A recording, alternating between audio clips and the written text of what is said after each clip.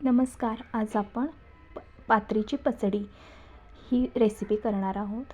तर पात्री ही शेतामध्ये गावामध्ये पिकणारी वनस्पती आहे. ही या प्रकारे दिसते. ही कशी निवडायची ती मी तुम्हाला सांगते. एक मी त्याच्यातली घेतलेली आहे.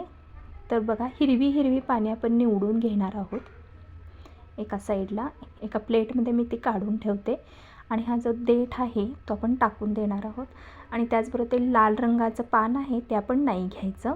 ही फक्त हिरवी पाने आहेत. ही फक्त हिरवी पाने आपण पचडी करण्यासाठी वापरणार आहोत. या पद्धतीने मी सर्व पाने निवडून घेतलेली आहे.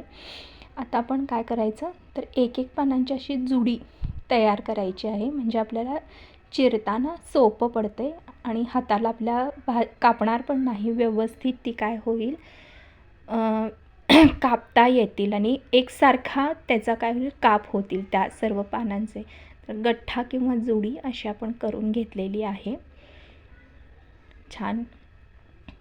आता प्लेट मी थोडी साईडला ठेवते आणि एक दुसरी प्लेट घेते आणि त्या प्लेटवरती हे सर्व चिरून ठेवते. तर बघा, ही जी हिरवी पाने आहेत किती छान दिसत आहेत बघा. ही स्टोनसाठी म्हणजे मूतखड्यासाठी ही भाजी खूप चांगली आहे. आठवड्यातून 2-3 वेळेला खाल्ली तर मूतखड्या विरघळून जायला मदत होते. तर हे छोटे छोटे मी काप करत आहे या जुडीचे, ह्या पानांचे. अतिशय छोटे छोटे छोटे असे काप करायचे आहेत. बघा, मी आता प्लेट भरून हे सर्व चिरून ठेवलेले आहे. यामध्ये आता आपण चवीनुसार मीठ घालणार आहोत. थोडंसं आणखीन मीठ. त्याचबरोबर आपण यामध्ये चवीनुसार साखर वापरणार आहोत. बघा, मी पोह्याचा चमचा जो असतो तो वापरलेला आहे. आणि आता यामध्ये आपण 3 चमचे शेंगदाण्याचं म्हणजे दाण्याचं कूट घालणार आहे. 2-3 चमचे. आणि 3 चमचे घातल्यानंतर आता आपण काय करणार आहोत, एका मी बाउलमध्ये तेल गरम केलेले आहे. 1 चमचाभर तेल आहे. यामध्ये जिरे आणि हिंग याची फोडणी तयार करून घेतली. तुम्ही पाहिजे तर एखादी मिरची पण घालू शकता, पण मी नाही घातलेली. आणि ही छान ढवळून घेणार आहे. वा, मस्त सर्व घरभर हिंगाचा वास मस्त दरवळत आहे. ही सगळं फोडणी आपण त्या पचडीवरती, त्या मिश्रणावरती आपण काय घेणार आहोत, पसरून घेणार आहोत.